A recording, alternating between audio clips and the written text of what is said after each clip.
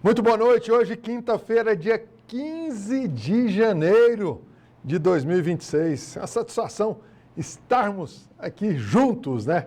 Nessa noite. E hoje, muitos assuntos aqui no Conexão. A senadora Damares, ela diz que há igrejas e pastores envolvidos no esquema de fraudes do INSS, é isso mesmo? O pastor Silas Malafaia diz e desafia a senadora a dizer os nomes dos líderes e dos religiosos envolvidos. Essas e outras notícias a partir de agora aqui no Conexão, que já está no ar.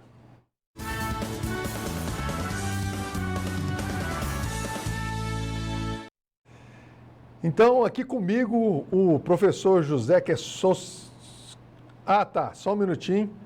Agora mesmo eu já chamo ele. E, gente, essa semana vocês viram, né? A Genial Quest, ela divulgou ontem um novo levantamento, uma pesquisa, né? Onde o presidente Lula ganha no cenário no primeiro turno e em todos os cenários de segundo turno de todos os opositores. Bom, ele não tem lá, assim, muita pontuação, não passa de 50% em nenhum cenário, né? Não é isso? Mas está ganhando em todas. Aí, a gente...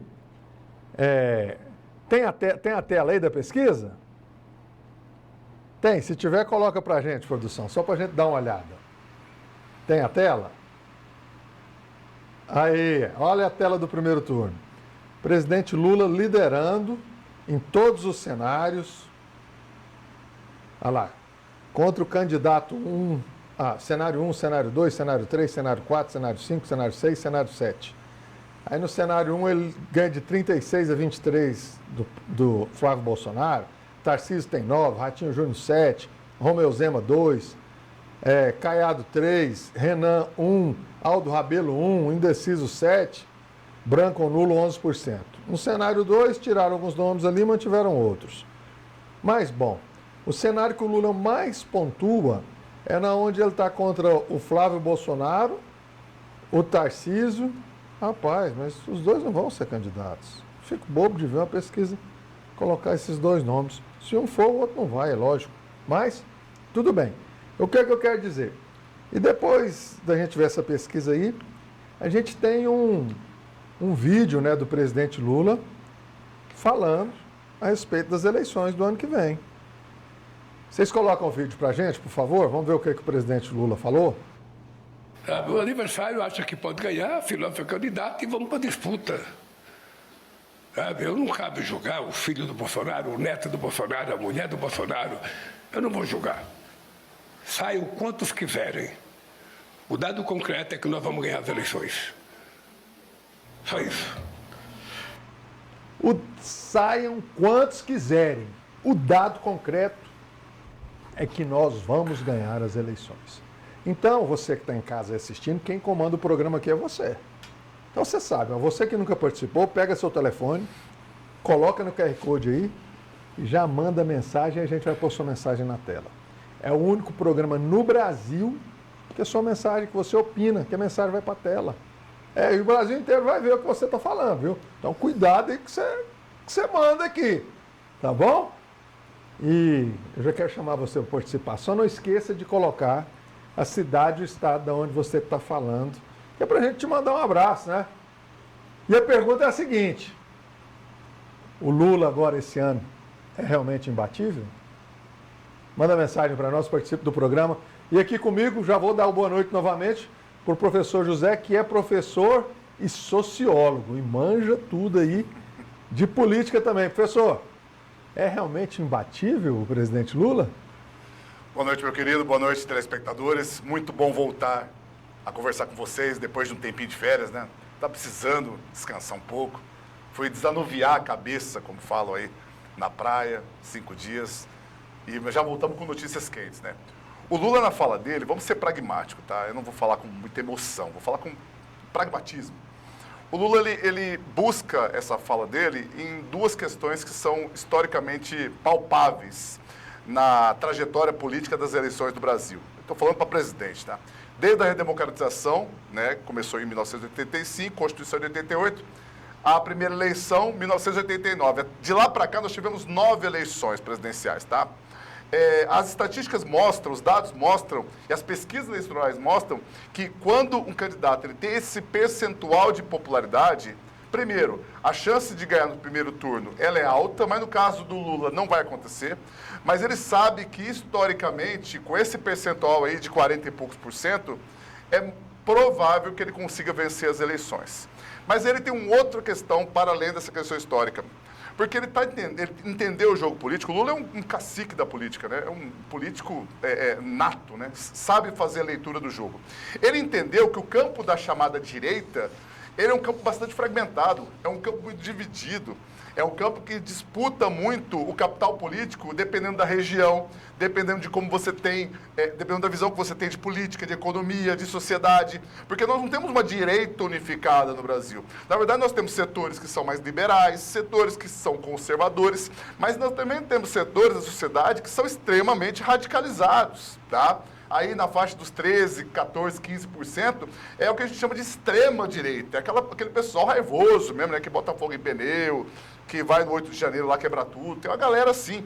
Então essa direita tem dificuldade para trabalhar um nome específico. Aí surgem vários nomes, como ele disse aí, ó, podem lançar 1, 2, 3, 4, porque ele tem ciência de que parte do campo, grande parte do campo progressista, aliás, todo o campo progressista, e até parte do campo que poderia ser considerado de centro-direita, votaria eventualmente no Lula se tivesse que, do outro campo do espectro político, alguém muito radical. Alguém que trouxesse instabilidade, alguém que trouxesse um receio, talvez, de voltar em tempos de clima hostil, né? Então, esse ano, 2 pontos vão ser centrais, o Lula tem trabalhado nisso, a soberania nacional, mas também a ideia de que a pacificação é um caminho que está sendo tratado. Então, o Lula ele fala isso de forma muito bem assessorada, agora, a eleição se ganha disputando, né?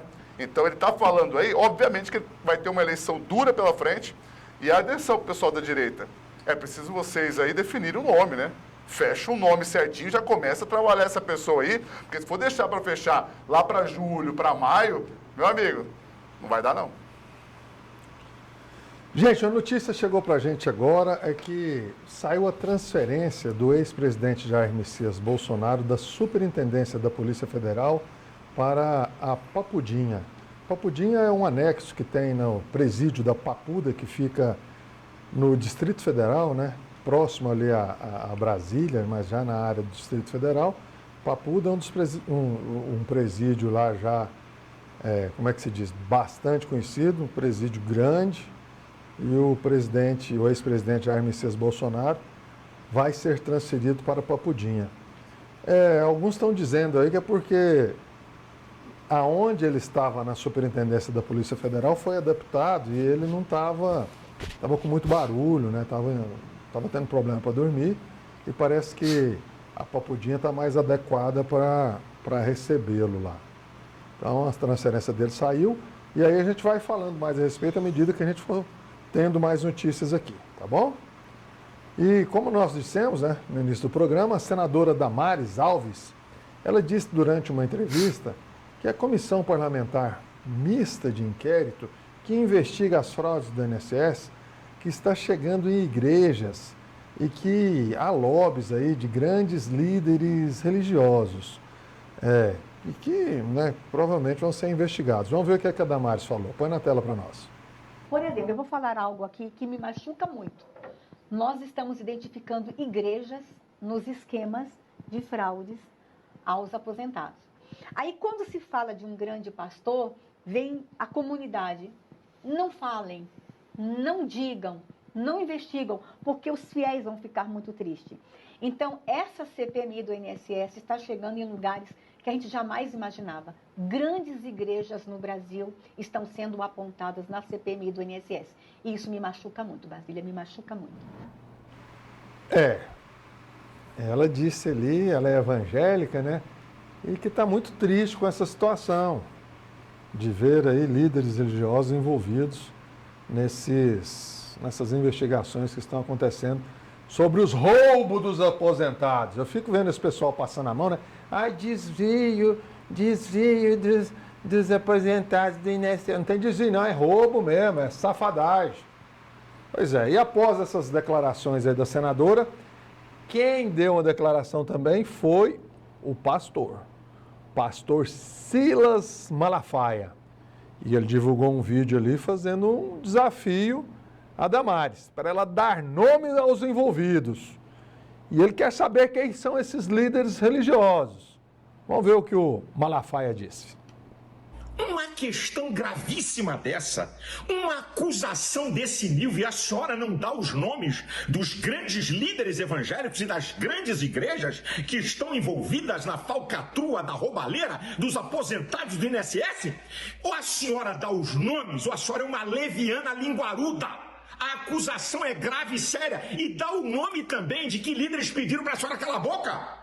Se já não bastasse Satanás e os ímpios que nos odeiam para nos caluniar, vem alguém dita evangélica para uma denúncia dessa gravidade sem dar nomes? A senhora não aprendeu com Jesus, não? O que Jesus falou em Mateus 5,37? Seja o vosso falar sim, sim, não, não. O que passa disso é de procedência maligna. E parece que ela já voltou às redes sociais aí e deu alguns nomes, viu? E de algumas igrejas também. A produção já tem aí esses dados? Ainda não? Depois vocês pegam pra gente. Mas ela deu alguns nomes ali. Nomes de igrejas, né? E nomes de pastores. Mas, claro, para ela ter falado isso aí, ela tinha os nomes. Mas o Malafaia, eu acho que ele estava achando que ia ter uma carapuça para ele lá. Mas não teve não, né, professor?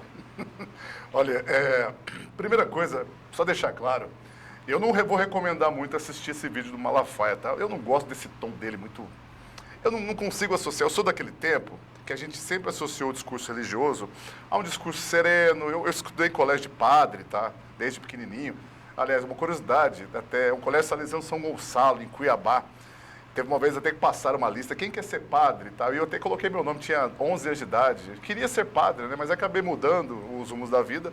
Mas eu sempre acreditei na ideia da religião. Primeiro, religião dissociada de assuntos muito polêmicos, que envolvem, por exemplo, a política. Eu sempre pensei assim, sabe? A religião tem que estar na parte da crença, da fé, do trabalho, da bondade das pessoas, mas também atrelado à serenidade. Então, a minha visão é essa, de um discurso religioso, de alguém, um líder religioso. É um discurso calmo, é um discurso pacífico, é um discurso... E o vídeo do Malafaia é um vídeo muito pesado, tá? O tom que ele adota ali é um tom muito pesado. Normalmente ele adota tons pesados, né? Fala muito palavra pesada, um tom agressivo, né? Uma expressão de olhar que às vezes me preocupa. E ali ele fez essa interpolação junto com a Damares, porque a Damares fez um diagnóstico, apresentou um diagnóstico, que é um diagnóstico óbvio da política brasileira. O Congresso Nacional, vários esquemas errados que tem lá, e vários projetos de lei, eles são mancomunados, eles são articulados por meio de pressão de lobby. O que é isso? Existem grupos sociais, principalmente com muito cacife, muita grana, que eles têm congressistas lá dentro que vão fazer os projetos à mercê deles. A maioria dos deputados é assim, gente. A maioria dos senadores é assim. Por isso que grande parte dos deputados e senadores são pessoas que representam a elite brasileira. A grande massa da população não é representada lá no Congresso Nacional, nós sabemos disso. Como que muda isso? Votando, tá? Não adianta você votar, você não tem terra e vota latifundiário, enfim. Então ela fez um diagnóstico, olha gente, tem muita gente envolvida, inclusive líderes religiosos. Mas ela fala isso de um tom decepcionado. E eu senti uma sinceridade na Damares, por quê?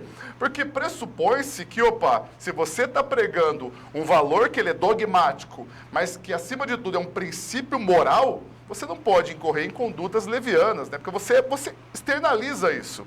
E aí houve esse debate, esse embate entre os dois. Na verdade, ele propôs esse debate, falou, apresenta a lista, ela jogou uns nomes no Instagram, e aí ele fez um vídeo agora há pouco rebatendo ela, né? Falou, você está falando isso, você não tem muita moral, enfim. Depois eu não recomendo, mas quem quiser assistir, assista. Então, assim, o que isso mostra para nós?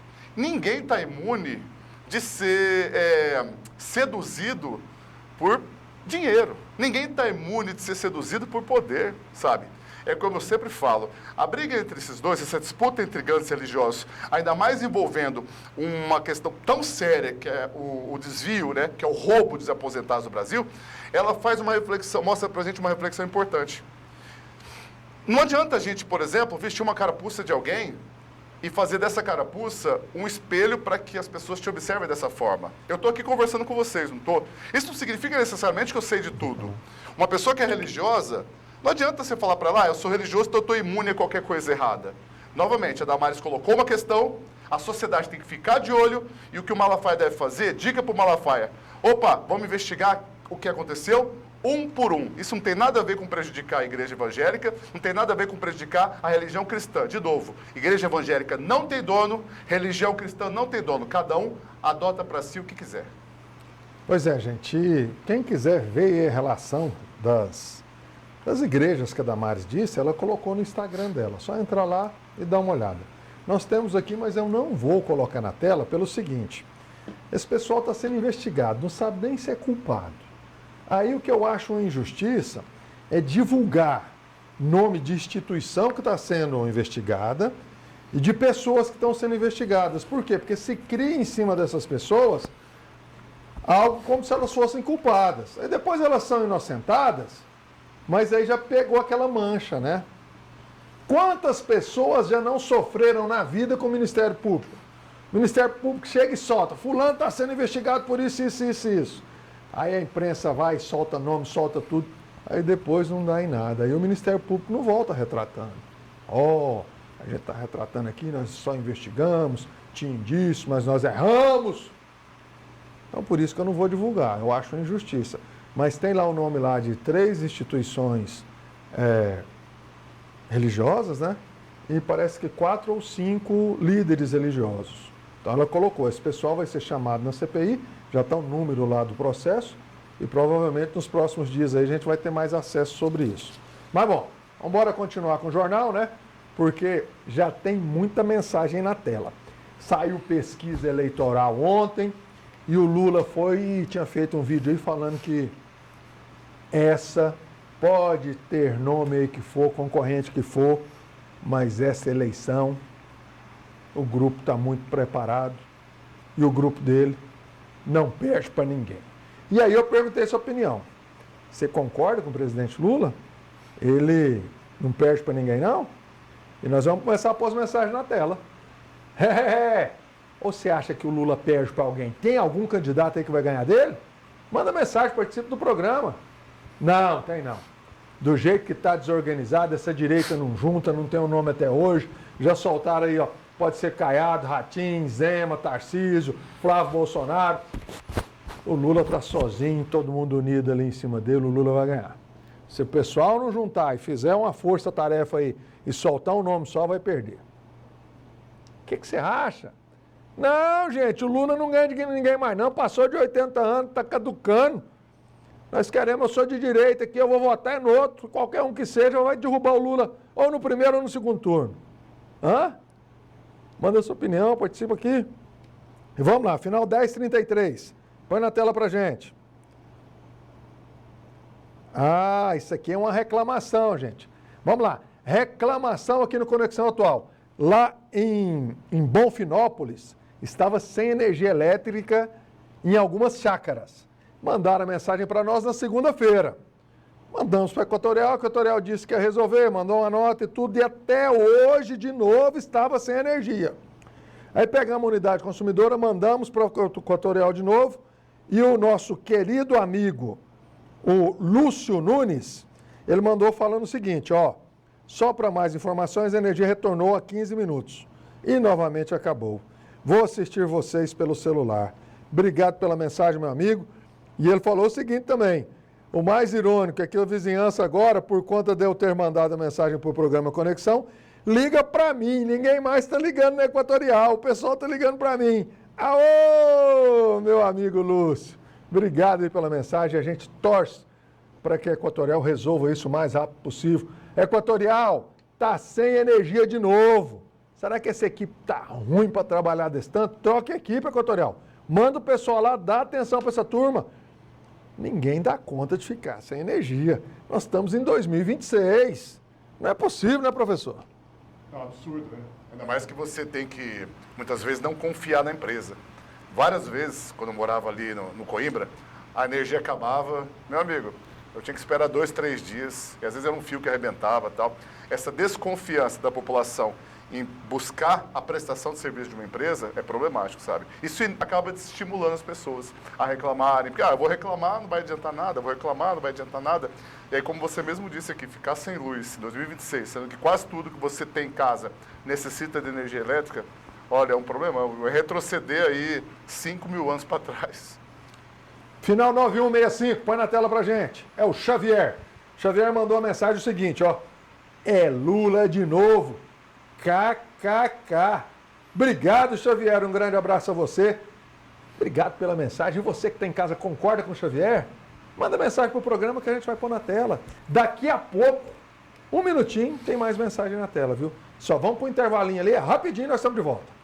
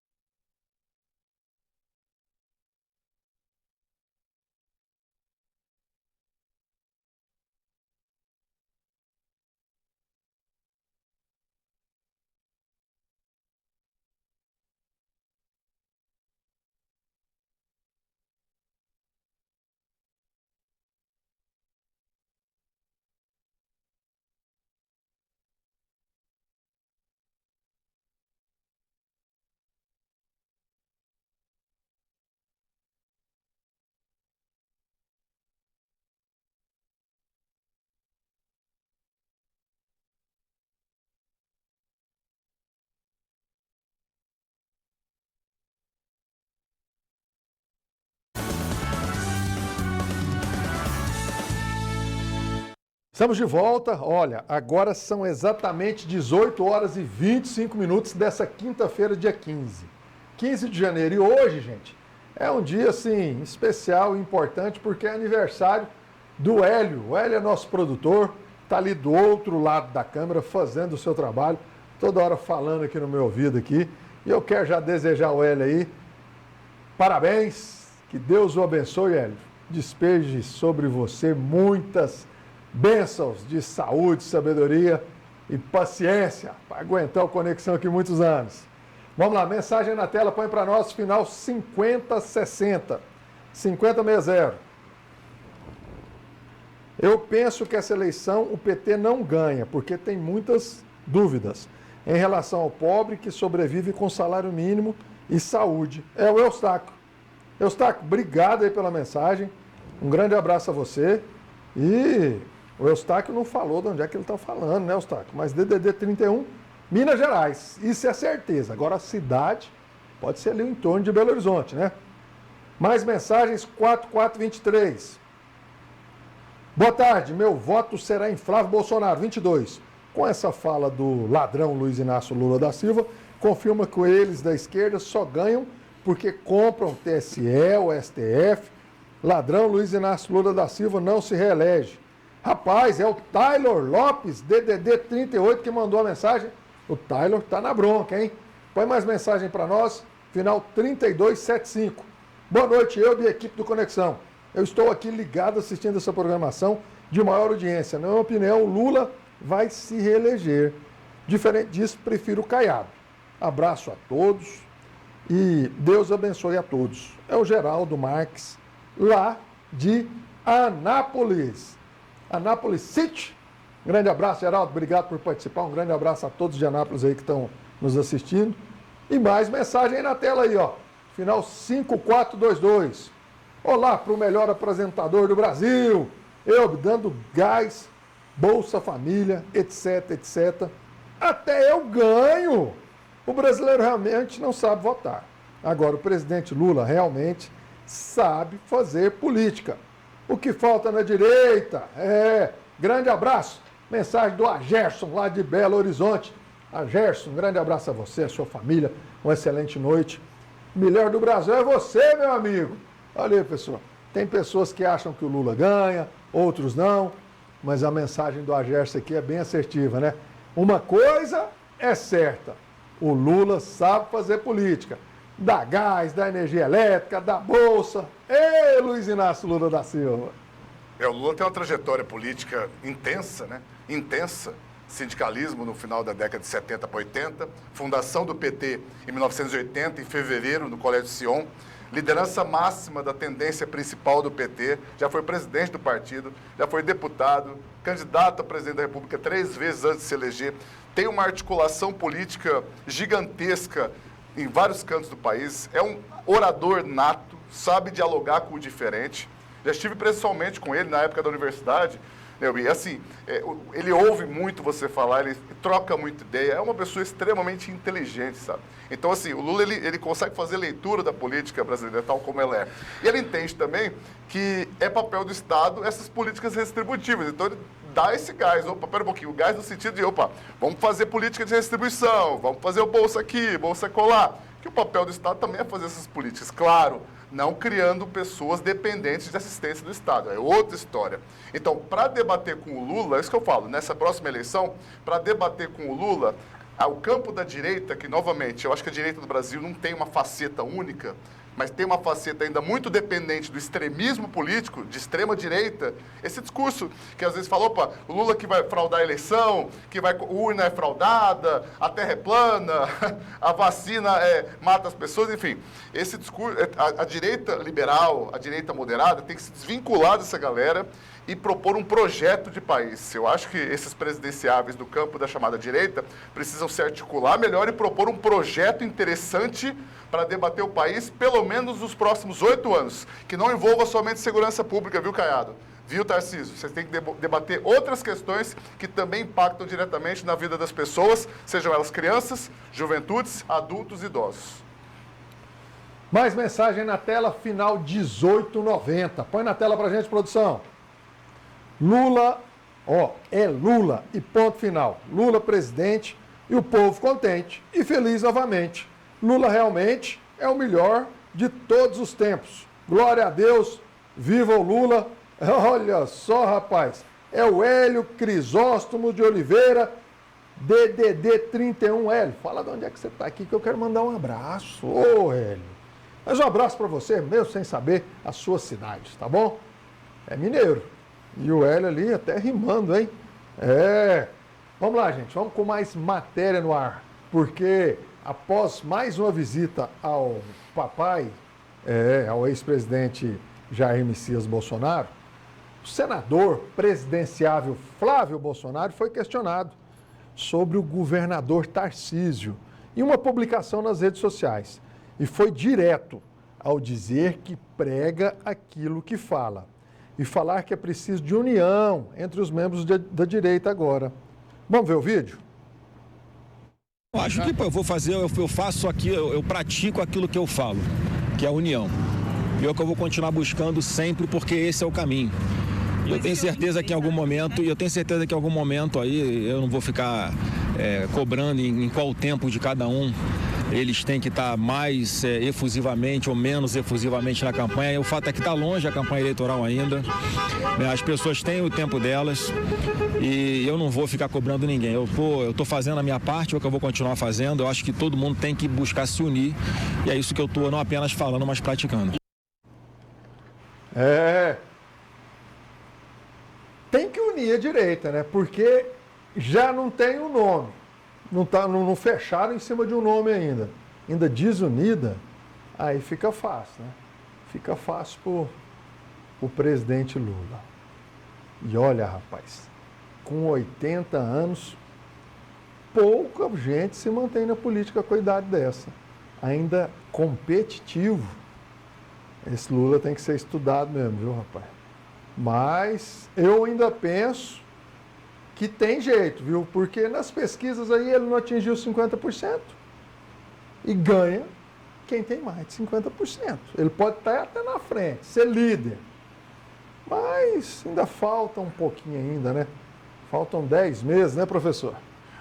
Tem um tempo considerável, sabe? Nós temos hoje quem figura com maior potencial para fazer frente a Luiz Inácio Lula da Silva é o Tarcísio de Freitas. Tá? O Flávio também. Mas tem um detalhe que diferencia Flávio e Tarcísio. O Flávio, o Tarcísio, se ele pudesse, gente, dá para sentir isso nele, sabe? Eu estou levantando uma questão hipotética. Se ele pudesse, ele se desvincularia desse grupo bolsonarista. Ele se desvincularia, mas ele não pode fazer isso, porque ele é cria desse grupo aí. Você entende?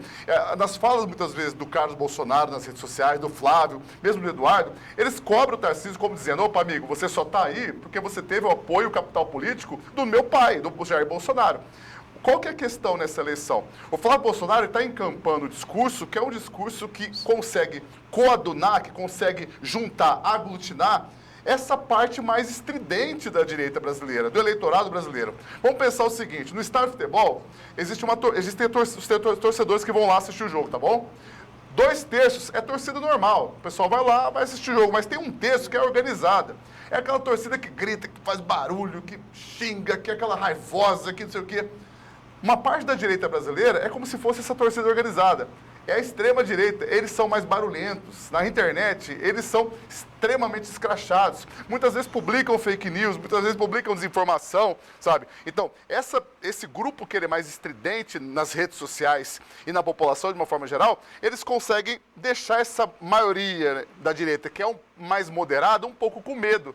Porque essa maioria moderada, eles têm receio de, sem esses extremistas, não conseguir vencer a eleição. Vocês entendem o dilema? Então, assim, agora dando um palpite, tá? Eu não acredito que Tarcísio vai sair candidato, tá bom? Ou então, só se ele sucumbir de fato às tentações de ter como vice um Flávio Bolsonaro, mas ele viraria um candidato robô, né? Um candidato biônico. E o que o Tarcísio não quer de fato é ficar o tempo inteiro preso às amarras do bolsonarismo. É mais ou menos assim: Tarcísio, se você quer disputar, você precisa da gente. Mas se o Flávio Bolsonaro for disputar, aí, meu amigo, aí você entenda que seu papel de fato é ficar em São Paulo e cacifar-se para 2030. Resumindo, infelizmente, eu digo infelizmente, tá? O campo da direita nessa eleição agora ainda está refém de parte dos extremistas políticos, infelizmente. Gente, o governador, o pré-candidato a presidente do Brasil, Ronaldo Caiado, esteve na Bahia e participou de um evento e afirmou que segurança pública é a coluna vertebral da governabilidade. Vamos assistir? Você não governa sem segurança pública. Segurança pública é o pilar, a base capaz de fazer com que os outros setores possam amanhã avançar. Segurança pública é a coluna vertebral da governabilidade, para que as nossas forças de segurança dessem à população segurança plena de poder ir e vir. As pessoas acham e pensam às vezes que isso não é possível de ser atingido. Ou se não conhecem, eu quero convidá-los para passar um dia em Goiás, que vocês vão poder desfrutar dessa total liberdade. Segurança pública é a coluna vertebral. Mas por que ele fala isso? Porque sem segurança pública, como que o indivíduo sobrevive? Você tem um bom trabalho, você estuda bastante. Aí, a hora que você chega em casa, tá lá, bandido entrou na sua casa, fez mal para sua família. Rapaz, acabou sua vida, não é? Só quem já teve aí uma arma apontada aí para para a cabeça aí, ouviu algum familiar passando apuros aí, sabe o mal que a criminalidade faz. E sabe o tanto que é importante a gente se sentir seguro. O professor é sociólogo, entende muito bem o que eu estou falando. Ah, mas isso aí é um conjunto de coisas, um conjunto de situações. Claro que é. Mas em Goiás, gente, 10 anos atrás, você não podia sair na porta de casa com o telefone na mão, que o pessoal levava o seu telefone. Eu tive inúmeros amigos aí que chegaram descalço em casa, que até tênis o povo roubava. Carro, toda hora o cara chegava só com a chave na mão, roubaram meu carro. Quando não tomavam, com o revólver na mão, né? Passa o carro para cá. Meus sócios entraram na empresa, puseram a arma na cabeça dele e saíram do carro dele. Ficaram o final de semana inteiro fazendo assaltos em outras regiões, depois abandonaram o carro. E isso, inúmeros. Bancos, todo dia tinham noticiário de explosão de caixa eletrônico, de banco, de carro forte. Agora, o governador Caiado entrou no governo. Não sei se fez muita coisa certa, não. Mas que aqui no noticiário a gente nunca mais, enquanto ele é governador, nós nunca mais demos uma notícia de assalto a banco no estado de Goiás. E nem de carro forte. O número de roubo de carros diminuiu demais. E de pessoas também. O sentimento de segurança das pessoas na rua é uma coisa impressionante. Eu sei que o jornal chega em muitos locais do Brasil e eu só lamento, viu, vocês não terem aí um governador que prime pela segurança também. Porque eu acho que, como o Caiado disse ali, eu concordo com ele. A segurança é um dos pilares da governabilidade, não é isso, professor? A segurança pública é um dos pilares, né? Porque você vive em sociedade, você precisa ter segurança, você precisa se sentir tranquilo no ambiente que é público, no ambiente que você compartilha com as pessoas. A cidade é feita do privado, que é a sua casa, e do público, que é o espaço onde você convive com outras pessoas. Se você não estiver seguro nem no privado, nem no público, meu amigo, é melhor você se isolar no mato, sabe? Muitas vezes você tem que mudar de cidade, porque aquela cidade que você mora, aquele estado que você mora, ele não te garante uma dignidade para poder sobreviver nele, sabe? Então, esse ponto é fundamental. Claro, óbvio, quando a gente fala de segurança pública, essa discussão não pode ser dissociada de outras coisas. De forma nenhuma. Porque segurança pública, vamos lá então, vamos investir bastante em policiamento, remunerar bem os policiais, colocar policial em cada esquina. Isso resolve efetivamente os dilemas da violência na sociedade? Não. Aí entram outros conjuntos de fatores que envolvem políticas redistributivas. Por exemplo, investimento de fato na base. Porque a violência é consequência de um conjunto de fatores. A violência não nasce da cabeça do cara do nada. Assim, hoje eu vou ser violento, hoje eu decidi assaltar um banco. Não é assim. Quem estuda jovens, quem convive com jovens, com crianças, inclusive menores infratores, entende isso, sabe? Não é bem assim, sabe? A pessoa não é má por natureza, sabe? O filósofo Voltaire estava errado. A pessoa ela tem uma predisposição para algumas coisas, mas a sociedade que vai moldando. Mas aí também são escolhas individuais. Mas essas escolhas individuais têm que ser dentro de um leque de oportunidades. Então, é preciso que a sociedade, que o Estado, de uma forma geral, propicie um acesso rigoroso e frutífero, uma boa educação, a uma boa saúde, a um sistema de moradia eficiente, a saneamento básico eficiente, a uma cidade que tem espaços de lazer, que tem espaços de convivência, para daí você ter mais recursos para poder falar, com esses recursos investidos de maneira interessante aqui, a gente combate efetivamente a raiz do problema, tá? Segurança pública não é você pegar, por exemplo, uma doença e ficar tuchando remédio nela para poder aliviar a dor. Segurança pública, ela de fato só sobrevive quando você pega um remédio e extingue aquela dor e cura aquela doença. Que cura a doença de segurança pública é saúde, educação, infraestrutura, etc, etc, etc. Sabe? Então, só uma observação interessante. O Lula está com 80 anos, né? O Caiado, não sei, 70 e poucos anos também, mas fala bem, tem uma disposição para falar, vai para tudo que é lugar. E eu vejo alguns meninos aí de 20, 30 anos que não conseguem levantar da cama. Olha o exemplo do Lula aí, olha o exemplo do Caiado, os caras estão aí, dando a cara, falando bem, se arrumando, com saúde em dia, e é isso que importa. Gente, vamos de mais mensagens, final 0209. A mensagem de aniversário. Final 0209 DDD 62. Parabéns, mamãe, pelo seu aniversário. Olha só, tá dando os parabéns aqui para dona Cíntia. Quem manda é a Isabela. Isabela e o Felipe estão mandando os parabéns para a Cíntia. É a Cíntia, gente. A dona Cíntia, que nasceu em 75, filha do casal Arlindo e Célia, meus sogros, que estão nos assistindo agora. Eu quero desejar a ela um feliz aniversário, que Deus a abençoe.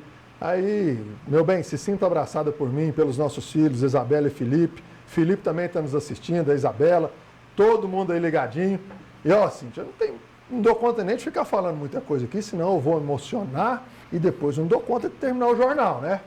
Mas que Deus te abençoe, meu amor. A gente sabe tudo que a gente passou esse ano, as dificuldades, mas Deus pôs a mão aí e graças a Deus você está com saúde, está linda e que Deus te dê um ano maravilhoso, tá? Tudo de bom, meu bem. E agora nós vamos para o intervalo rapidinho, que eu vou enxugar a lágrima aqui, já já eu estou de volta.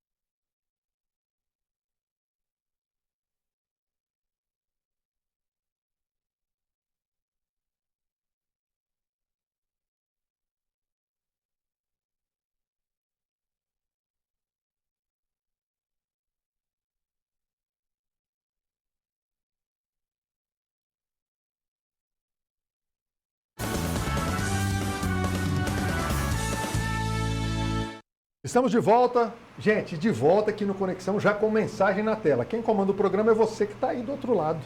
Manda sua mensagem, pega o telefone. Você ainda não tem o telefone nosso, não? É o 0800 999 9090. Participe do programa. É o único programa no Brasil que quem comanda é você. E a gente já vai com a mensagem do DDD 38, final 7327. Boa tarde, que férias longas! Que bom, até que enfim voltaram. É o Hermes Caldeira de Diamantina. Hermes, bom demais receber sua mensagem aqui. Eu que achei bom ter voltado e poder ter você aqui conosco. Tem até salva de palma pro Hermes, hein? Lá em Diamantina, querida Minas Gerais, um grande abraço a todos. Mais mensagens, 1735, coloca pra gente. Olha só, Lula reeleito em 2026. Ele isentou o imposto de quem recebe até R$5.000. Fez acordo com o Mercosul e União Europeia. Recorde de pessoas com carteira assinada. Mais de 10 milhões de casas populares. Inflação em baixa, PIB em alta. A extrema-direita, enquanto esteve no poder, foi um desastre. Brochonaro no Apapuda, irônico. É o César San do Gentil Meireles, em Goiânia. César, obrigado aí. Você que está em casa. Você concorda com o César? O Brasil tá bom do jeito que ele falou? Não, César, não é assim não. Concordo com você não. Ou concorda? Não concorda, é o Lula mesmo. Manda mensagem, participe do programa. E agora são exatamente 18h46 e o Conexão acaba de receber aqui, gente, a Rúbia. Prado, que é diretora dos programas para a juventude da UVG. Ruba, muito boa noite. E hoje a gente vai falar de um programa muito importante aí, né? Que é o Universitário do Bem. Boa noite, Ruba. Seja bem-vinda. Boa noite a todos que nos assistem. É um prazer estar aqui, né? Falar do ProBem, o Programa Universitário do Bem, que está concedendo agora nessa edição 5.000 novas bolsas para estudantes, né, em situação de vulnerabilidade social cursar o seu ensino superior. Pois é, Ruba.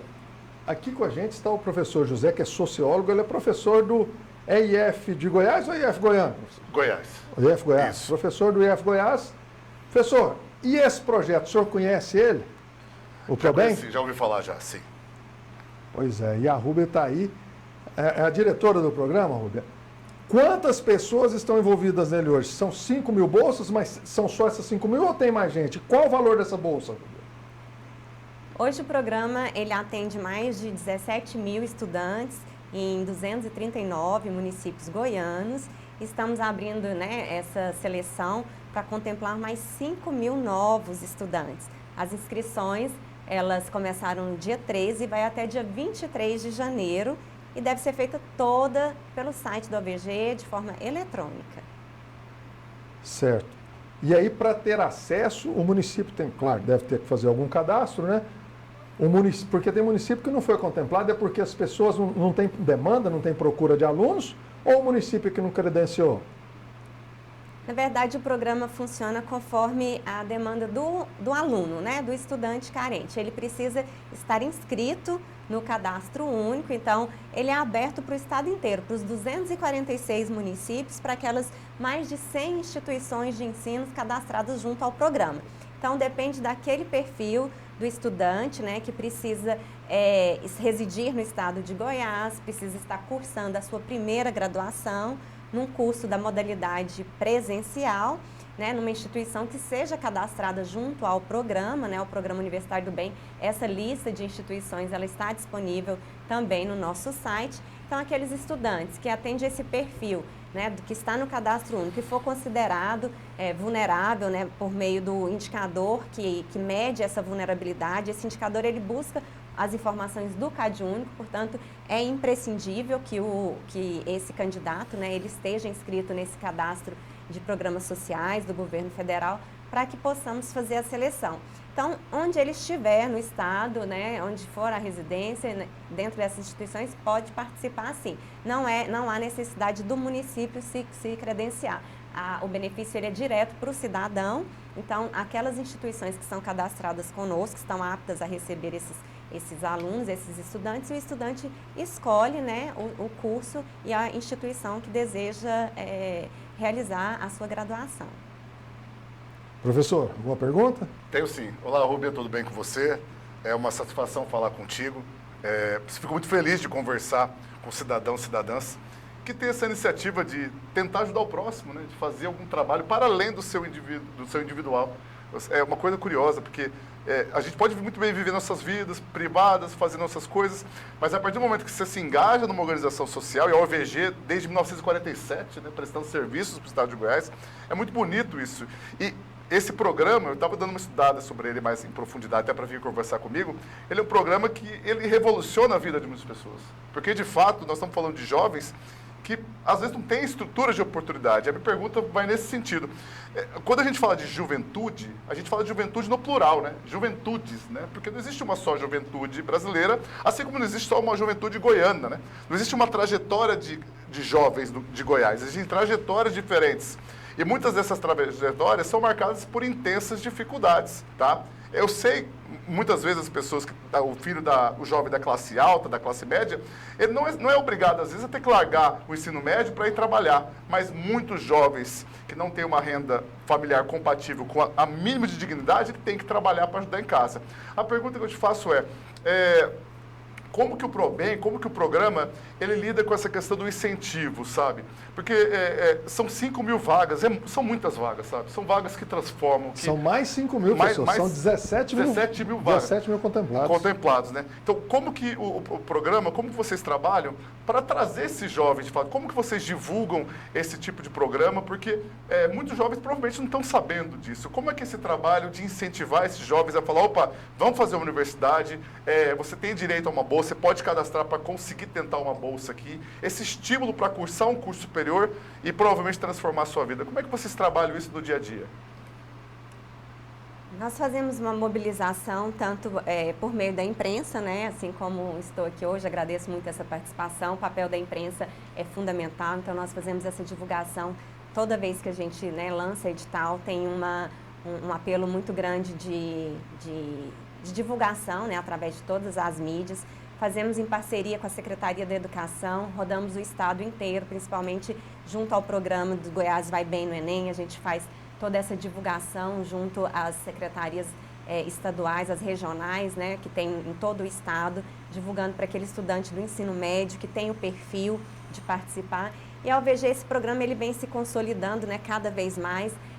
Foi feita a reformulação do antigo Bolsa Universitária em 2019, quando o governador Ronaldo Caiado entrou, foi feita o estudo e a avaliação e reformulamos, né, dando origem aí ao Programa Universitário do Bem, onde mais de 53 mil estudantes já foram contemplados desde o início do ProBem, que a lei foi publicada em 2021. Então, a gente percebe que essa divulgação ela tem chegado, porque os processos seletivos, nós temos em torno de 20 mil inscrições a cada semestre, né? Contemplamos aí 5 mil, mas são mais de 20 mil, em média, pessoas que tentam entrar no programa. E é muito gratificante, porque nós temos total segurança e para poder falar aqui claramente que com base em informações técnicas daquelas pessoas, a seleção ela é feita de um ponto de vista extremamente justo e social, porque nós buscamos de forma automatizada aqueles dados do CadÚnico. Então, são aquelas famílias que mais precisam, que hoje são beneficiadas.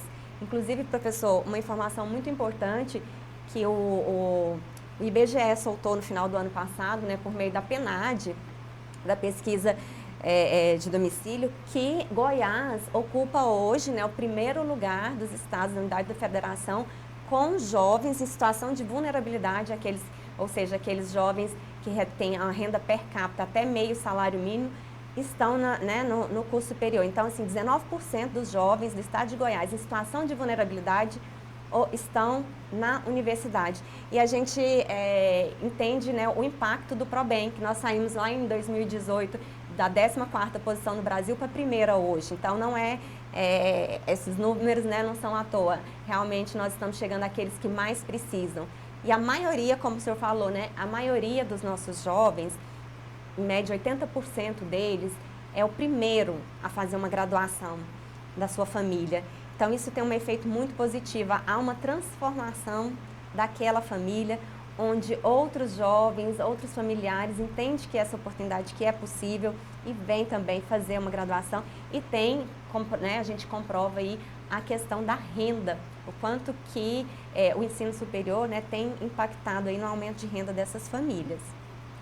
Gente, para quem está assistindo, só para entender o que é isso, é o seguinte: o jovem quer fazer uma universidade, mas aí tem dinheiro, o negócio está curto, tem que trabalhar. O que o governo de Goiás faz?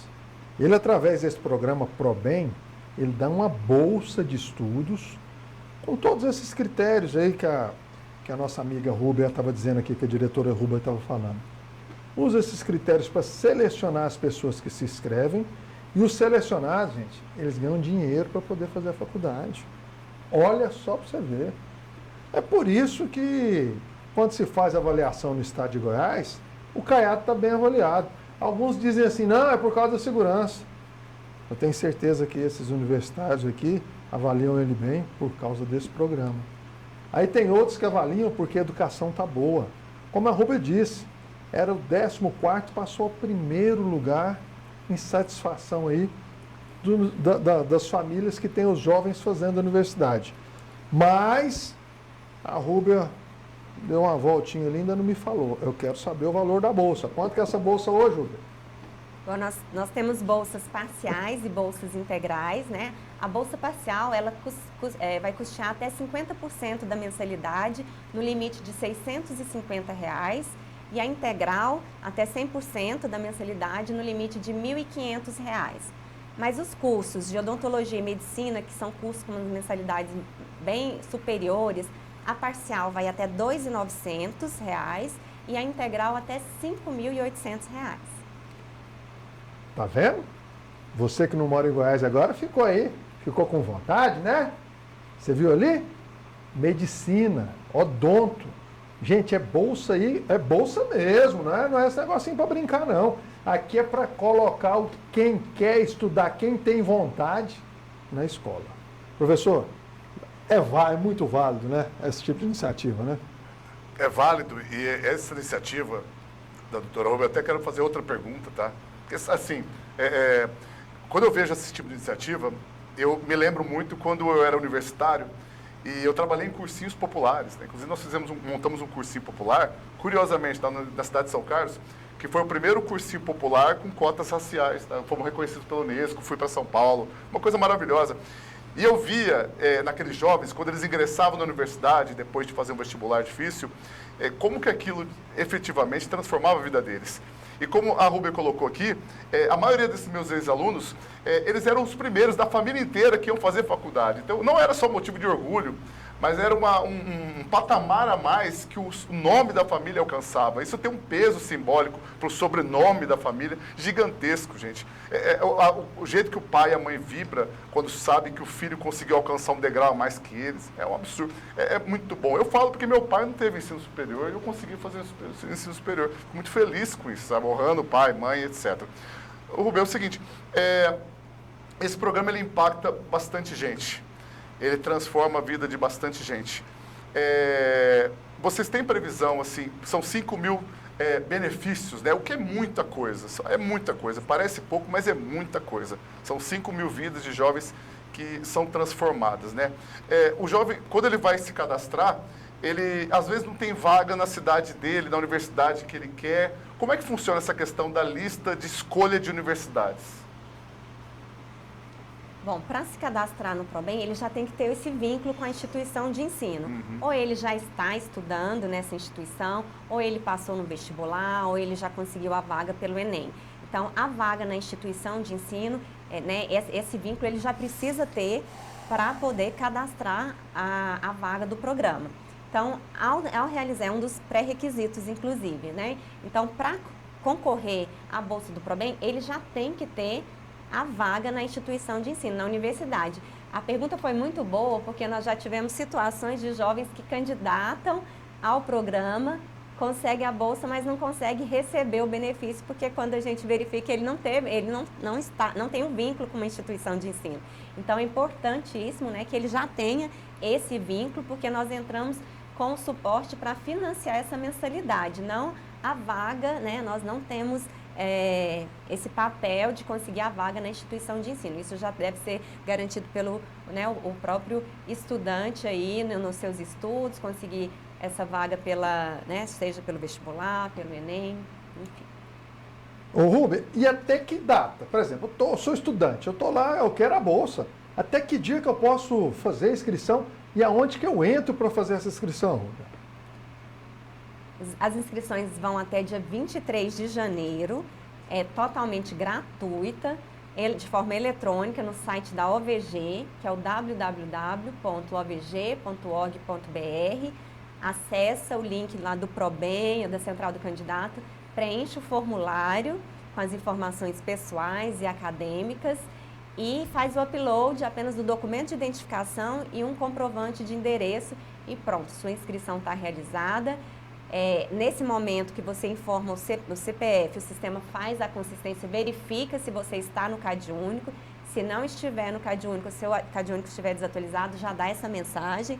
Então, a hora que ele concluir ali com sucesso, é só esperar o resultado, que vai sair a classificação no dia 3 de fevereiro. e o resultado final sai dia 10 no site da OVG. Vamos embora então? Uber, muito satisfeita aí. Sempre que tiver novidade, você traga para a gente, eu acho muito importante falar com o pessoal, principalmente com quem precisa, né? E olha que a gente precisa colocar essa moçada para estudar, porque se essa turma não estiver estudando, vai estar fazendo outras coisas, né? Tomara que o pessoal aí, como é que se diz, como é que o professor estava falando ali, né? Se atente para a importância que tem um curso superior, gente. Gente, a oportunidade é tudo na vida. E o governador, através desse programa aqui, através da OVG, está dando ela para vocês.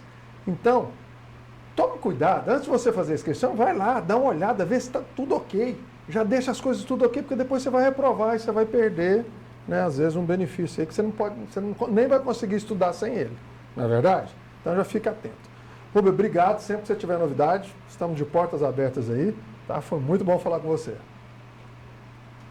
Eu que agradeço o espaço e sempre estou à disposição para esclarecer, para trazer esse recado e avisar que todo semestre nós divulgamos, né, novas vagas. Aquele estudante que não conseguir, né, nesse período agora, nesse semestre que vem, vamos tentar de novo. E a gente está aqui, a OVG, o Goiás Social e o Governo do Estado está aqui para dar oportunidade a todos aqueles que precisam. Muito obrigada pelo espaço.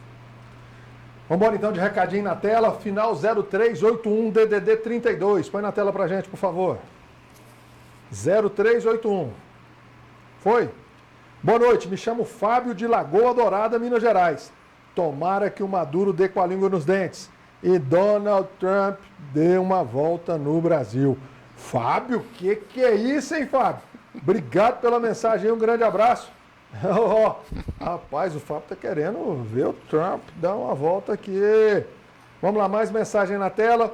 Boa noite, meu nome é Reginaldo, moro em Goiânia. Concordo com o senador Flávio. Lula foi e será sempre um atraso para o Brasil, em especial com suas comitivas de pessoas despreparadas e sem mérito algum para estarem governando o Brasil. Obrigado pela sua mensagem, meu amigo. Um grande abraço a você, Reginaldo. Tem mais mensagem aí? Final 2997. É o Márcio Santos, de Goiânia também. O povo brasileiro merece o que tem, pois são eles que escolheram. Preferem receber um Bolsa Família a trabalhar e estudar e se tornar independentes. Assim se justifica a pesquisa. Venham de onde o povo tem mais coragem de trabalhar e estudar.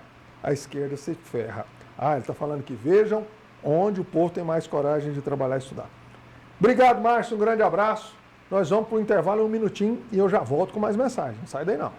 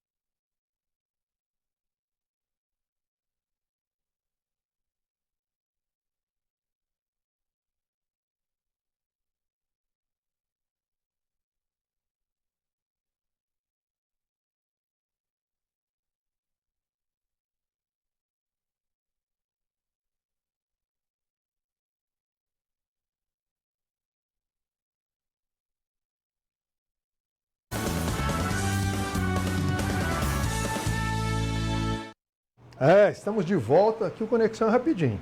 No começo do programa nós colocamos um vídeo aí das pesquisas, né? Pesquisas ontem da Genial Quest, onde o Lula lidera as pesquisas de primeiro e segundo turno.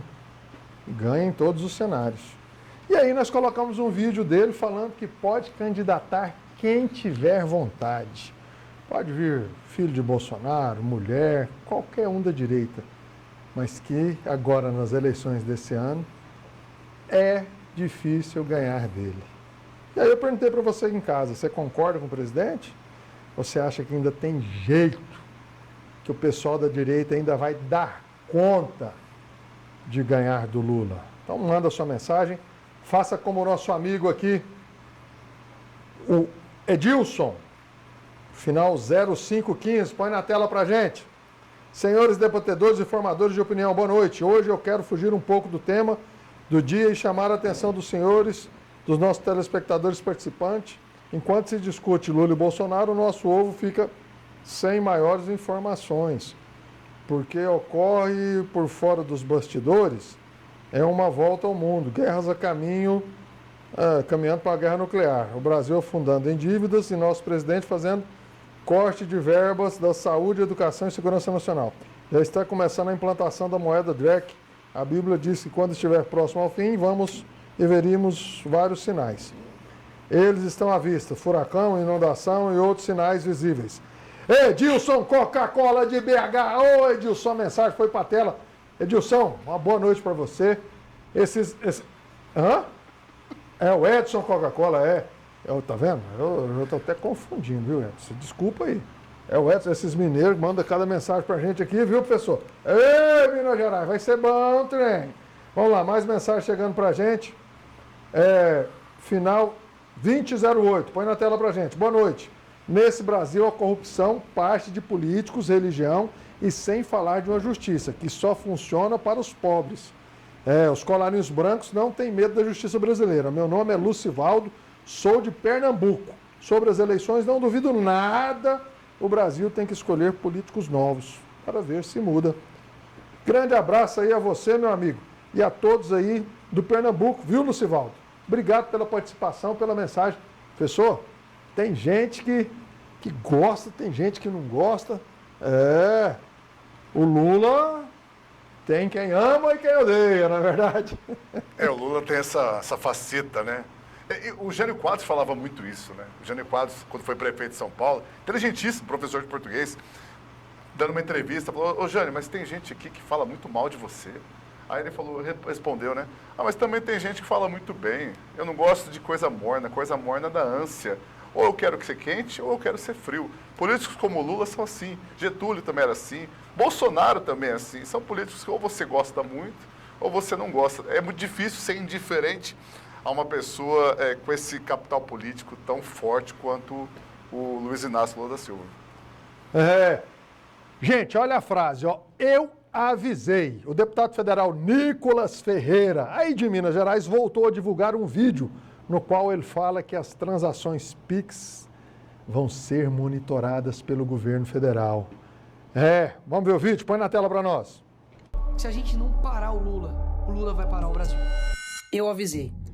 Em janeiro de 2025, eu gravei um vídeo dizendo que o governo Lula iria monitorar as suas transações no PIX. Monitorar. Eu repeti isso várias vezes.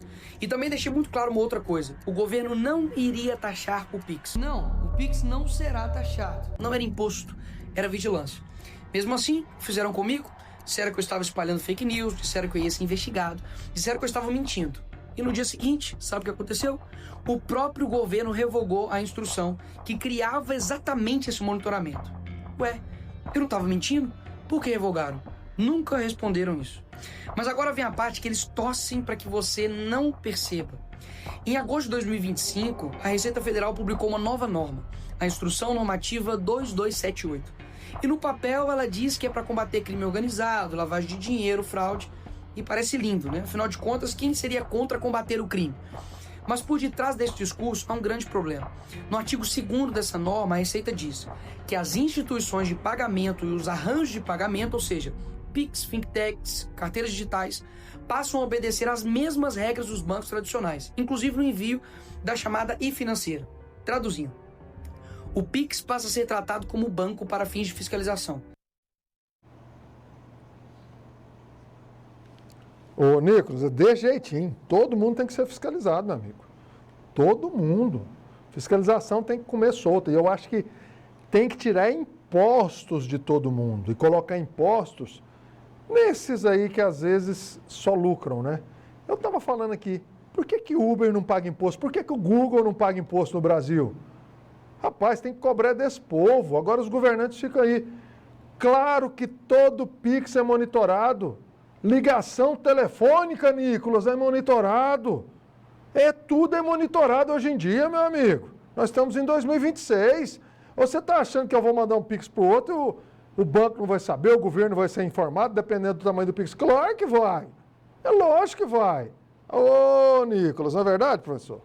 O Nicolas do vídeo, ele cometeu um erro que é fundamental, fundamentalmente crasso. Tem que tomar cuidado, viu, com esses vídeos que circulam aí. O Nicolas Ferreira, qual que é o erro dele? Na verdade, essa normativa que saiu, primeiro, no vídeo, ele equipara fintech com Pix. Pix não é uma instituição financeira, tá? Pix é uma modalidade de transação que, inclusive, só existe no Brasil.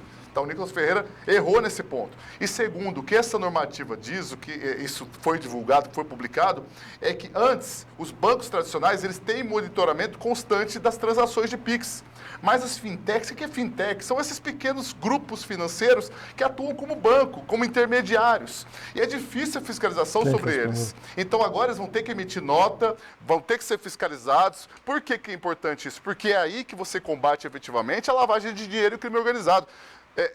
De novo, o que o governo fez, o que a normativa fez do Banco Central, é aumentar a fiscalização sobre esses pequenos fintechs.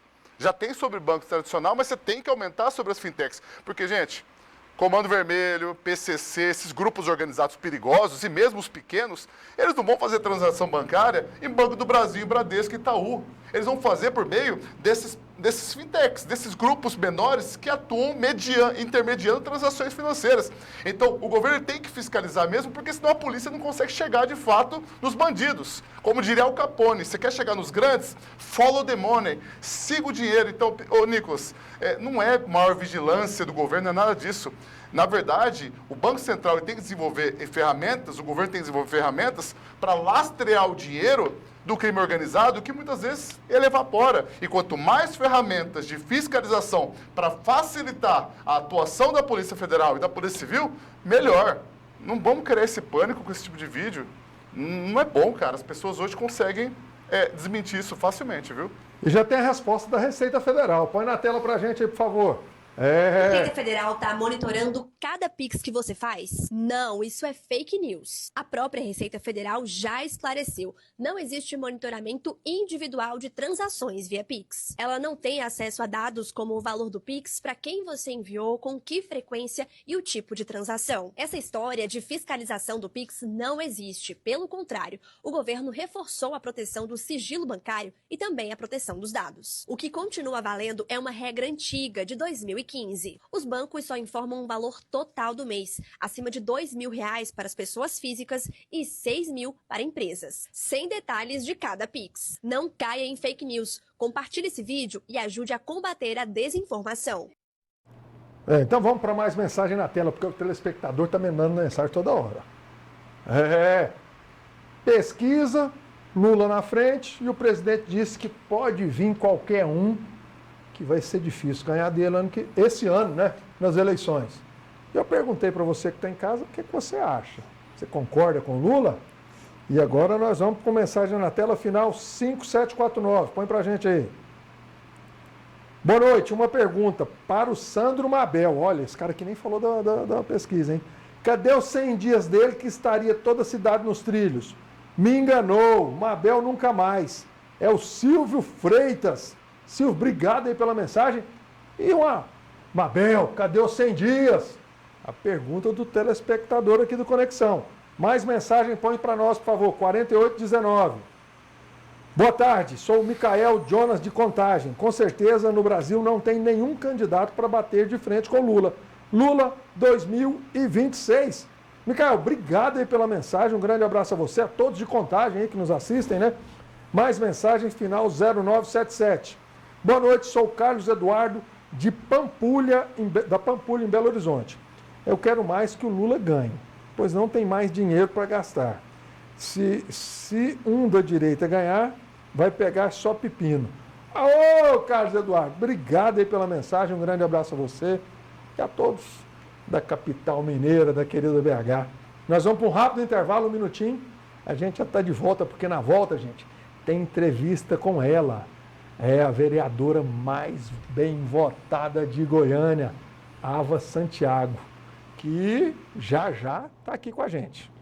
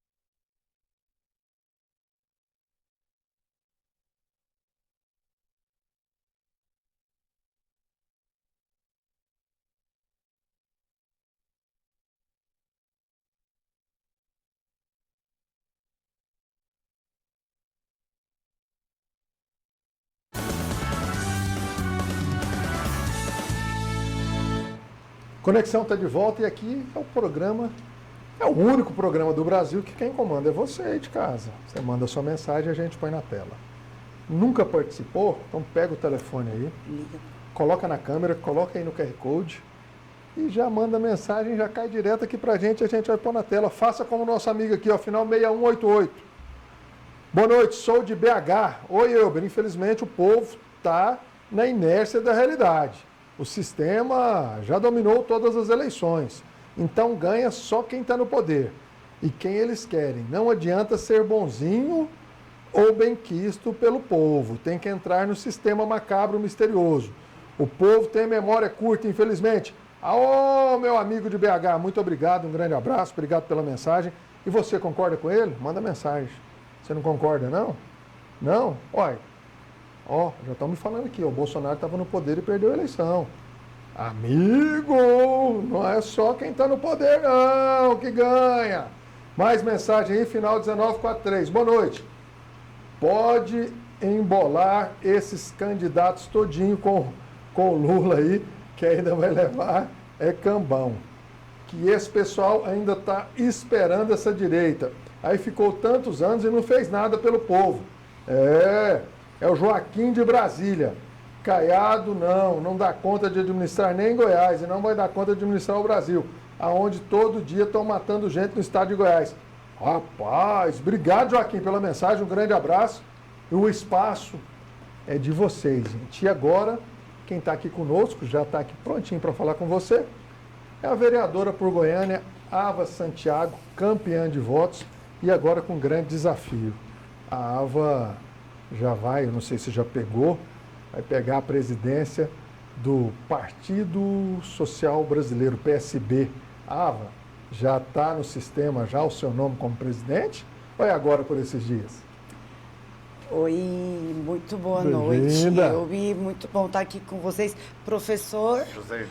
Professor José, muito bom compartilhar a bancada com o professor e estar aqui de volta para falar sobre esse tema que tem sido um tema muito quente nos últimos dias aqui no noticiário político do nosso estado.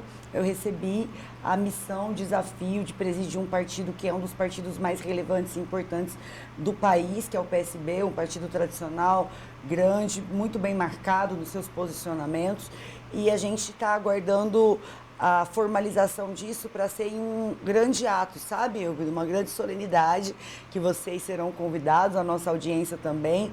Ontem, pela manhã, eu estive em Brasília, tomei café lá com o vice-presidente Geraldo Alckmin, convidei o vice-presidente, que é do PSB, para estar aqui conosco, ele já confirmou a sua presença, muito possivelmente a deputada Tabata Amaral também estará aqui, outros quadros de grande prestígio na política brasileira e no PSB também estarão, e aí nesse dia, nessa festa, a gente vai formalizar a filiação, mas com toda a aquiescência, com todo o respeito e parceria, amizade do ex-presidente Elias Vaz, ex-deputado federal, um quadro muito valoroso da política goiana.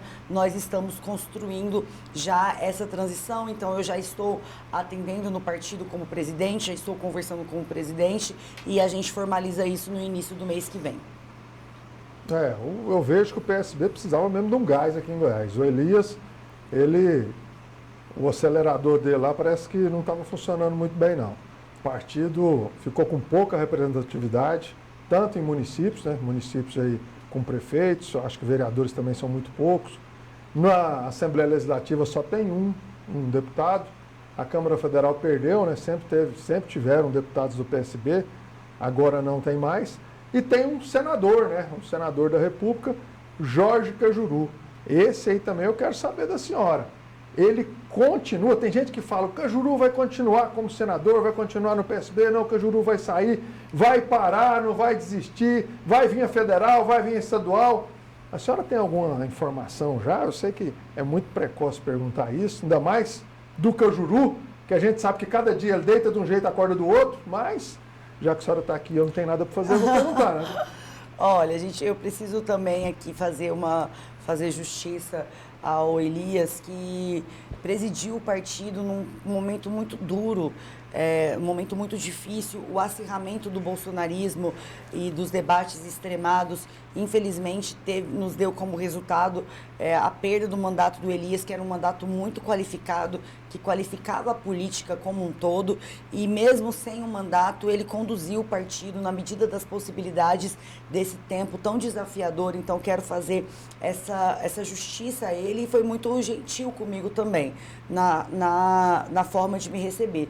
O senador Jorge Cajuru, embora eu não tenha falado com ele ainda, eu conversei com o presidente João Campos, o presidente ligou para ele dizendo que eu estava vindo para o partido, ele sinalizou, o que inclusive surpreendeu muita gente, ele sinalizou muito positivamente sobre a minha vinda, disse que estava feliz, que me admirava, que gostava do meu trabalho. Eu fiquei muito feliz assim, com o carinho dele. Eu sei que ele vem enfrentando problemas de saúde e acredito que isso tem que ser a prioridade de qualquer ser humano. Quando a política te adoece, te inviabiliza de viver a experiência humana na Terra de maneira plena, talvez a política é que tenha que ocupar um lugar secundário. Mas ele é o nosso senador e ele vai ser candidato se ele quiser. A gente vai dar o respaldo para a candidatura dele, mas eu não consigo te responder ainda porque ainda não falei com ele. Certo. Professor José, alguma pergunta para a nobre vereadora? Tenho sim, viu? Primeiramente, olá, Ava, muito bom conversar com muito você. Bom. A Ava, eu encontro ela, é uma das poucas políticas em Goiás que você encontra ela não somente em eventos oficiais não, tá, gente? Às vezes você está andando no mercado municipal, você vê ela lá, está no supermercado, você encontra a Ava lá. Ela não tem muito medo de sair na rua e isso explica muito essa popularidade dela, tá? Ela está sempre no meio das pessoas, sem precisar fazer divulgação prévia, tá? É uma pessoa comum como a gente, que está representando a população de Goiás, no caso a população de Goiânia, lá no parlamento, tá? Minha pergunta, Ava, é o seguinte: você vai enfrentar um dilema gigantesco esse ano, né? Assim, assumindo a presidência de um partido que é relevante, né? O PSB hoje ele possui um deputado estadual, mas ele é um partido que ele é muito disputado em todas as esferas nacionais, porque ele tem esse acirramento em alguns locais por conta desse apoio ou não ao presidente Luiz Inácio Lula da Silva nessa eleição. Quando você vai assumir esse partido, essa disputa em Goiás, por exemplo, da força do PSB indo apoiar Caiado ou indo apoiar Marconi, e ao mesmo tempo esse discurso que existe de fazer frente ao que a esfera nacional vai deliberar, você já deliberou claramente. O nosso intuito é subir no palanque do Lula, claro, mas também não sair de fora, de fato, desse possível apoio do Marconi. Isso é fato, isso é verdade? Como é que você vai lidar com essas divergências internas dentro do partido, que certamente acontece, sabe? Eu acredito que deva ter essa divergência. Como é que você lida com essa questão dessas divergências para poder unificar um discurso, fazer uma grande bancada estadual e fazer uma grande bancada federal? Professor, muito boas as suas colocações. Eu acho que é importante que eu faça algumas pontuações. O PSB ele é nacionalmente unificado em torno da candidatura do presidente Lula. O vice-presidente, Dr. Geraldo Alckmin, saiu do PSDB, de onde eu também saí, foi para o PSB para consolidar esse apoio. Então, não existe nenhuma divergência sobre o palanque do presidente Lula. Evidentemente que existem divergências nos estados e é isso que faz a política brasileira ser tão complexa. Aqui, o EUB fez um diagnóstico muito acertado da situação do partido nesse momento no Estado e a gente precisa ter prioridades. Eu assumi o partido com duas missões: ampliar o palanque do presidente Lula em Goiás, trazer outras forças, dialogar com frentes que estão no campo democrático, mas que não necessariamente não aderem à eleição do presidente Lula de maneira natural e eu consigo transitar e fazer esse diálogo. Então, eu recebi essa missão não só do partido, mas do próprio presidente Lula e também a missão de melhorar o Congresso Nacional através da bancada do PSB.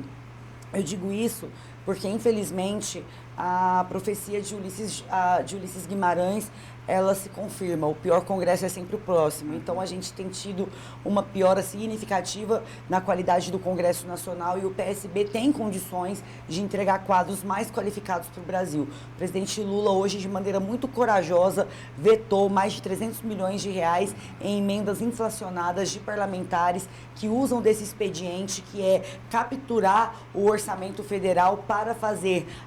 Eu sou a favor de emendas parlamentares, quando bem aplicadas e tudo mais, mas para fazer a política miúda com recheio de indícios de irregularidade, e o presidente Lula teve coragem de, sabendo ser uma medida impopular dentro do Congresso, mas necessária e aprovada pelo povo brasileiro, vetou isso, e isso é um reflexo de um Congresso que tem sido cada vez mais casuísta, negociando o futuro e o destino dos brasileiros no balcão miúdo. O PSB, então, tem o desafio de ajudar a requalificar a política nacional através de seus deputados federais, e essa é a minha prioridade aqui em Goiás. Vereador, admiro a sua trajetória política. O grupo aqui de TV, da TV Record News aqui, tem um instituto de pesquisa. A gente sempre realiza pesquisas de satisfação, pesquisas políticas. E alguns já ouvi falar aí, já ouvi o seu nome também, em alguns locais onde a sua pessoa, o seu nome aparece para senadora da República. Eu queria te perguntar agora, a Ava, pessoalmente, a gente vê que em Goiás a esquerda é totalmente perdida, como a direita é nacionalmente. Nacionalmente, o Lula está ali e a direita não se formata. Em Goiás é do mesmo jeito, o Caiado está ali e a esquerda não consegue se formatar. Até hoje a esquerda não tem candidato a governo, não tem candidato a Senado, não tem nada. Então, pensando na Ava Santiago como pessoa, uma mulher que bateu aí todos os recordes de votação agora na última eleição em 2024 para vereador em Goiânia, que é uma das eleições mais difíceis do Brasil, que saiu de onde saiu sem dinheiro para a campanha e conseguiu ter números totalmente expressivos. O burro, será que não está arriado para a Ava Santiago agora não, para ir para o Senado, hein, Ava? Oi, Elbi, primeiro eu quero agradecer a sua generosidade comigo, que não é só comigo, eu sempre que posso acompanho a sua condução nos programas, você recebe convidados dos mais variados espectros ideológicos, partidos políticos, você aperta a gente, mas também é generoso conosco, é isso que faz com que a gente queira voltar, quero te agradecer muito por isso, mas dizer que sim, tem muita gente me procurando sobre isso, das mais variadas origens, e dos mais variados espectros, dizendo que o meu nome pode ser um bom nome para o Senado. Tem pesquisas que eu nem sei por que botaram o meu nome, mas eu pontuei bem nessas pesquisas. E eu agradeço imensamente ao reconhecimento do povo goiano, porque para pontuar numa pesquisa de Senado, quer dizer que a gente extrapolou o trabalho em Goiânia e em outras cidades. O nosso trabalho tem sido referenciado pelas pessoas. Eu agradeço muito a você que respondeu uma pesquisa dizendo que eu posso ser sua candidata ao Senado, mas eu preciso te dizer que a minha mãe, missionária Raquel, me ensinou que eu preciso sempre ter em mente a minha grandeza e a minha pequeneza, para não me perder me subjugando e nem me perder pela minha vaidade. Então, embora esses números sejam animadores, eu reconheço o meu tamanho, o meu papel no processo e, sobretudo, eu sou uma mulher de palavra. Você, Elbi, já deve ter ouvido muito dos bastidores da política, que depois que faz um compromisso comigo, pode deitar e dormir que eu não descumpro.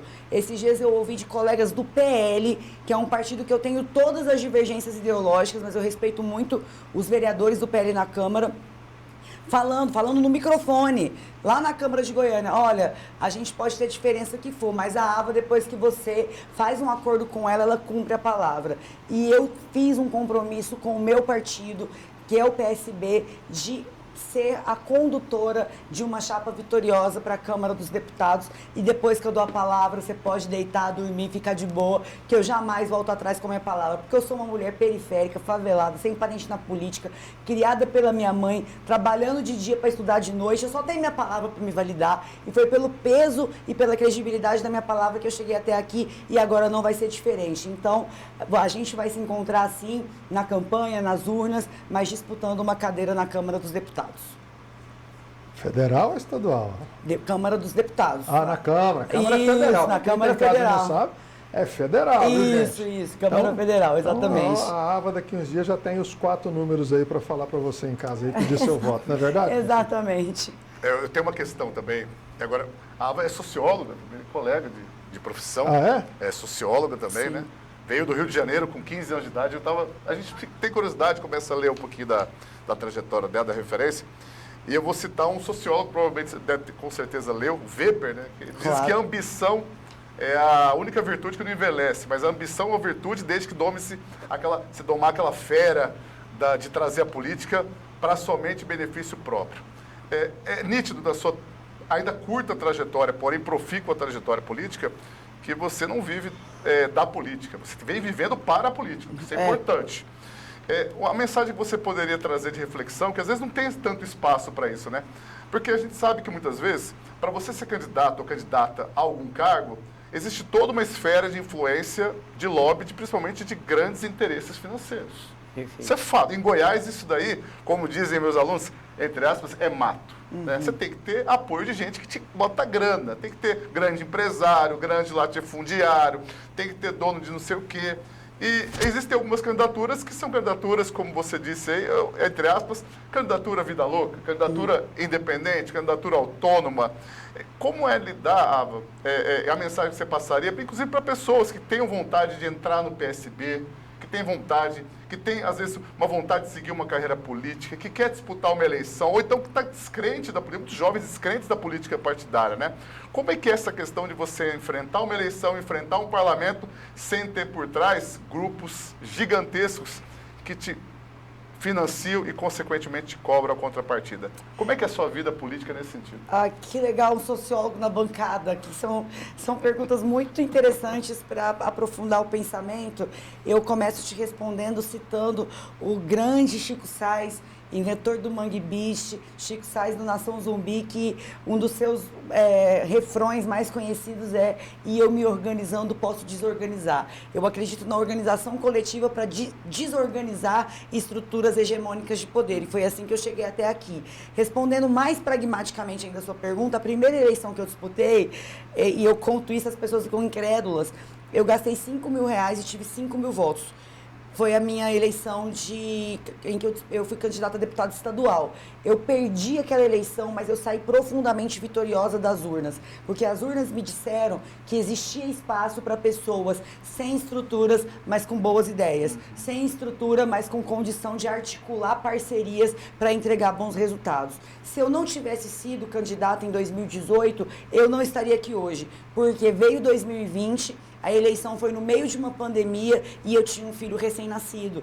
Então, eu certamente não teria tido coragem de sentar numa mesa se eu não tivesse sido testada na urna. E aí eu quero dizer para você que está assistindo a gente, que quer se filiar a um partido político, de preferência o PSB, mas independente disso, que queira ser candidato, e se você não tem estrutura, não é de família política como eu, olha para esse estado e pensa que aqui não é o seu lugar e que aqui você nunca vai conseguir disputar, porque a gente está em um estado governado por herdeiros há 350 anos, tem um Caiado no poder. O Caiado é o 6º governador da família dele a governar Goiás. Às vezes você olha isso e pensa com uma certa razão que a sua vida, que a minha vida é passada para as pessoas como se fosse num testamento. É passada de pai para filho e nunca chega em pessoas de verdade, como eu, que encontro as pessoas no supermercado, eu mesmo lá fazendo compra, porque eu não tenho quem faça isso, porque eu sou uma mulher comum, de uma família comum, com uma história comum, que acredita que a política precisa ser feita por pessoas comuns e não por herdeiros que nunca tiveram que correr para pegar um ônibus.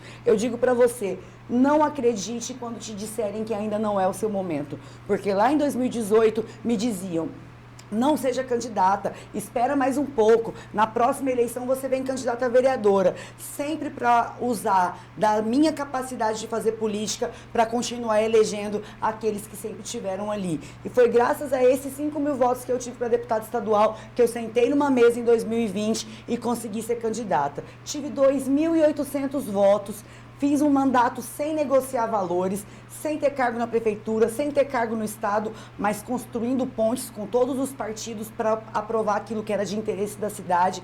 E em 2024, eu tive 10.482 votos. Quadrupliquei a minha votação sem negociar nenhum princípio. Ou seja, é possível sim fazer política sem grandes financiadores, sem grandes sobrenomes, se você construir, se organizar para desorganizar aqueles que acham que mandam na vida da gente. Tá vendo só?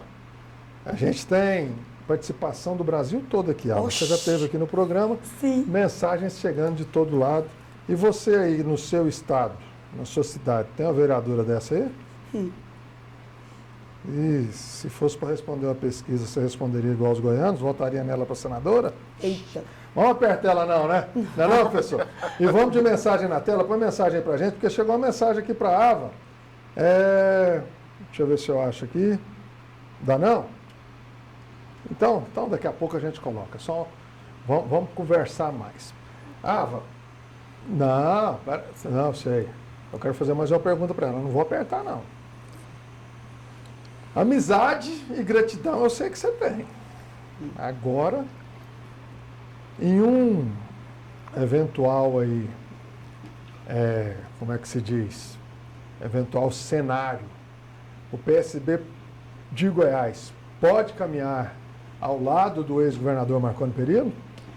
Quando eu construí, inclusive com o governador Marconi Perillo, a minha saída do PSDB, porque eu não sou como alguns políticos que a cada eleição ficam mudando de partido porque eles entendem a eleição como um fim em si mesmo. Eu gosto de construir teses para a cidade, teses para o estado, teses para o Brasil. Eu tenho 36 anos, eu me filiei ao PSDB com 16 anos. Eu fui 20 anos nesse partido. Construí, tive nesse partido em momentos de glória e tive nesse partido em momentos de fundo do poço. Eu sei que o fundo do poço tem mola, inclusive, e que você bate lá e pode voltar. Eu sei que as glórias são efêmeras e passageiras, então você não tem que ser apegada a elas. E eu aprendi tudo isso estando nesse partido. Então, é óbvio que eu construí uma saída respeitosa, com muita gratidão e lealdade por essa história. É importante dizer que eu agora não mais tomo decisões por mim, porque a minha decisão já foi tomada. Eu avisei isso para o presidente João Campos e ele concordou. Eu não fico ao lado do governador Ronaldo Caiado, porque esse projeto não contempla a minha visão de mundo. Mas a decisão de qual vai ser o caminho que o PSB vai tomar na escolha dos palanques estaduais, ela será tomada depois das chapas montadas, depois que a gente souber quantas cadeiras nós vamos fazer em Brasília, quantas cadeiras nós vamos fazer na Alego, aí a gente vai construir isso com o coletivo, porque olha, como é que eu, com tudo que eu descrevi aqui, chegaria até aqui se eu não soubesse agir coletivamente? Então, é justamente por isso que o partido confiou a mim essas missões, porque eu saberei ouvir todo mundo envolvido no processo e a gente vai decidir o que for melhor para o PSB e para o nosso projeto prioritário, que é eleger deputados federais e deputados estaduais. Final 9592, 2026, Lula e para governador Marconi Perillo. Vereadora Ava Santiago, precisamos de você para lutar com a gente em prol da educação. É o José Bueno que mandou a mensagem. Obrigado, José. Um grande abraço. Conta comigo nisso, José. Essa Ava, é uma das minhas maiores bandeiras. Tudo que é bom dura pouco, Acabou? Né? Acabando. Não é possível. Obrigado pela sua participação. E, presidente do PSB, sempre que tiver alguma coisa, pode trazer para a gente. É muito bom recebê-la aqui. Eu tenho certeza que todo mundo em casa concorda comigo. Eu te agradeço muito por fazer um debate sempre muito palpitante, às vezes apertando a gente, mas sempre deixando a gente com vontade de voltar. Obrigada, professor. Obrigada, Elbe, a nossa audiência maravilhosa. Eu espero que a gente se encontre em breve. Professor, obrigado pela participação. Muito bom vir aqui, muito bom conversar com vocês.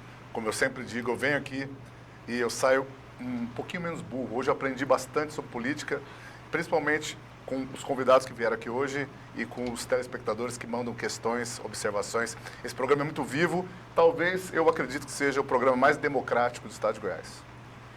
Vamos para a mensagem na tela, final 2396. Põe para nós, por favor.